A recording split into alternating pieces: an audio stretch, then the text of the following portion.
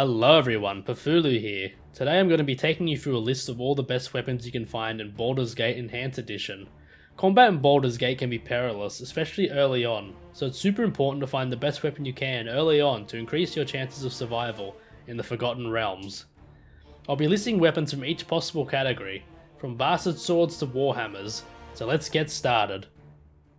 Let us start off with bastard swords. Honestly, you don't have many options when it comes to bastard swords in this game. With magical versions, you have two unique options. First, there is Kondar, a bastard sword +1 that can be obtained either by completing a quest for Aldous Star in Baldur's Gate, or by killing him in the Cloakwood Forest alongside the druids. While it's only a +1 weapon, it has bonuses when against shapeshifters such as doppelgangers. There are quite a few moments in the game where you are fighting against doppelgangers, but it's not really a game-breaking bonus. It also works against lycanthropes, if I can recall correctly. It's still better than a normal bastard sword +1, I guess, but the second option is only available if you have Dawn as a party member. Albruin is wielded by Simeon, who can be found at Worm's Crossing as a part of Dawn's quest for revenge. Albruin gives you 100% resistance to poison, which is super useful against spiders and some bandits. Albruin also comes with a once a day casting of Detect Invisibility, which is nothing to sneeze at. Although not the best option, a normal bastard sword +1 can be found relatively early at Thunderhammer's Smithy and Beragos. Go in late at night when no one is inside and ransack a chest that is located in the corner of the room to get a free sword. You'll need to unlock the chest with a thief. Next up is battle axes. I've never been a huge fan of battle axes myself, but there are quite a few options for you. The best axe in the game is undoubtedly the battle axe of Molitar. It's a battle axe +2 that can be found by talking to the Merry Band of Fools in the Helm and Cloak Inn, located in northwest Baldur's Gate. After talking to them, the Maulers of Undermountain will storm in and start to fight you. After mopping the floor of them, one of the warriors in the gang will have this axe as loot. As you can see, this axe is found pretty late into the game, but there are some other options earlier, such as the battle axe +1 that can be purchased at Feldpost Inn in Beragos. Clubs are up next. Enhanced Edition actually added quite a few clubs for you to play around with. First up is the Mighty Oak, a club wielded by the Shadow Archdruid in the Cloakwood Forest. It's basically a club +2 and the best club you can possibly get. I can't recall if you lose reputation for killing him or not, but just keep that in mind. Another club you can get is the Night Club, which can be found in the gardens around the Silver Shield Estate in Baldur's Gate. It's a club +1 that gets a further +1 bonus at night, hence the name Night Club. Get it? If you're looking for a good club early on, then venture to the Dryad Falls, located east of the Knoll's stronghold. Caldo and Crumb are two special brothers looking for treasure in a tall tree. Teach them a lesson in nature etiquette and Crumb will drop the club +1. Daggers are up next, and the best dagger without a doubt is the Dagger of Venom. It's a dagger +2 that has insane poison damage added onto it. It does 1 poison damage a second for 15 seconds, and I'm pretty sure it stacks on top of each other, so the damage potential is insane. It's an incredibly versatile weapon that can be used by thieves, fighters, and even mages. Speaking of mages, this weapon is the bane of wizards and will ensure that every spellcast is interrupted. The dagger can be bought from Thunderhammer Smithy in Beragos, but it is priced quite high, costing 10,000 plus gold, so early on you'll probably have to save up a bit. A dagger +1 can actually be obtained as early as Candlekeep if you have high enough charisma, from the Fuller when you do his quest. Flails don't have much representation in Baldur's Gate, but thankfully the Enhanced Edition did add one pretty decent option. The Thresher is a Flail +2 that can be obtained from the Sorcerer's Sundries in East Baldur's Gate. You probably have enough gold to buy it at this point in the game, so it's not super hard to get. A Flail +1 can be found quite early on in the Bear Cave next to the Svart village west of Nashkel. I'd recommend not using Flails in Baldur's Gate as they are very underwhelming in this game, but they're pretty awesome in Baldur's Gate too. Up next is Halberds, and honestly you have some pretty good choices early on when it comes to these stick weapons. The best halberd is Suriris's Blade, found on a warrior at the top of the Iron Throne headquarters in Baldur's Gate. It's a halberd +2, but unfortunately it comes around pretty late into the game. A halberd +1 can be found in a cave guarded by a direwolf in the Dryad Falls. Another halberd can be found on the same map called the Chesley Crusher.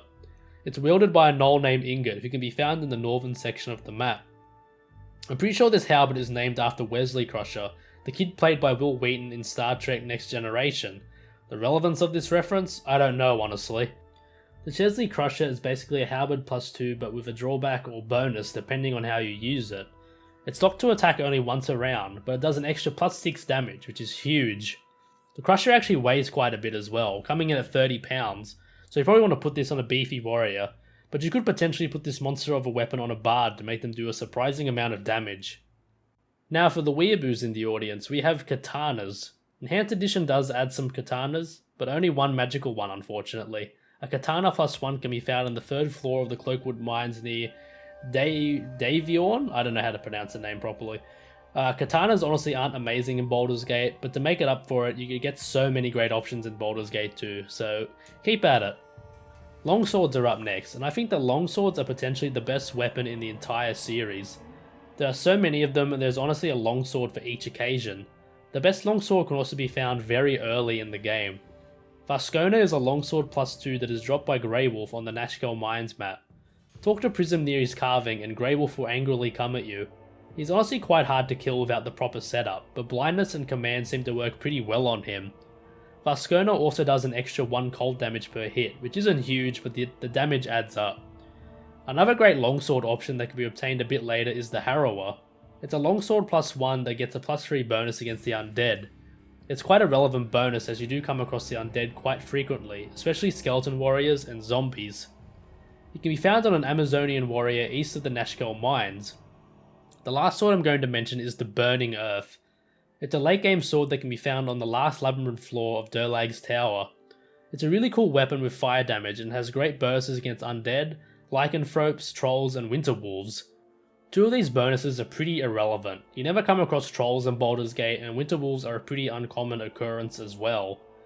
It's great for the Isle of Baldur due to the lycanthrope bonus, and of course the undead bonus is pretty neat, but it has the problem of being available way too late.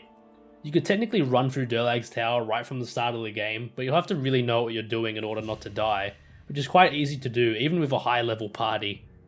Maces aren't a bad option for this game, as you can get access to some good maces early on and without much hassle. The best mace is Croton's Skull Crusher, again found in Durlag's Tower. As you would guess, it's quite hard to obtain early on, so you probably need to have another option. I suggest looking for the Stupefier. It's a mace +1 that has a 10% chance of stunning the enemy for 1 round on hit. It's super easy to get, as all you have to do is find it on the 2nd level of the Burning Wizard in Beregost. I would recommend against using Morning Stars in Baldur's Gate, as this game is lacking in any really good options for them. You can only really get a Morning Star +1 in this game, and there are 3 places to obtain one. The easiest one to get would be from Drakkar in the southern section of Gulliken. Killing him alongside his fellow assassins will net you the Morning Star +1. You can also get one from Drassus, a guard outside of the Cloakwood Mine, and Peter, an adventurer found at Mutamin's Garden. If you're feeling a bit frisky, then maybe you could use Keel's Morning Star. It can be found in the 2nd level of Durlag's Tower. It's a +3 Morning Star that is unfortunately cursed to make you berserk for as long as you wield it. You can do pretty insane amounts of damage with this weapon, but the problem is that you'll most likely be doing it to your own party members, and that's no good. Plus you have the hassle of having to remove the curse every time you want to unequip it, and it's just too much of a problem. Quarterstaves are up next. There is quite a numerous amount of these weapons, and they're pretty powerful as well.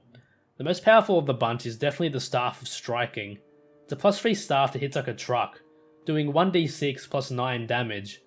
This probably isn't the best option for a mage, but a thief could utilise this to great effect with backstabbing. Unfortunately, the staff comes with 25 charges, so 25 hits with this staff and it explodes. It's not a permanent option, but used at the right time it could have amazing potential. It is located in the lowest level of Durlag's Tower and in a locked chest. For more conventional quarterstaves, you can get a quarterstaff +3 from the inn at Olgif's Beard. The staff spear +2 can be taken from Kieran Hale on the 4th upper floor of Durlag's Tower. Be careful, as she can potentially charm your entire party and effectively end your game. It's a really weird staff, as it's basically a spear, but it uses a quarterstaff proficiency. I don't get it either. Same goes for the staff mace, which can be found in Dradiel's cabin in a locked chest on the Isle of Baldur. This may be a better option for non-mages, as it's a one-handed staff. Next up are Scimitars. Wakazashis and Ninjatos are also in this category, but Scimitars are easily the way better options here.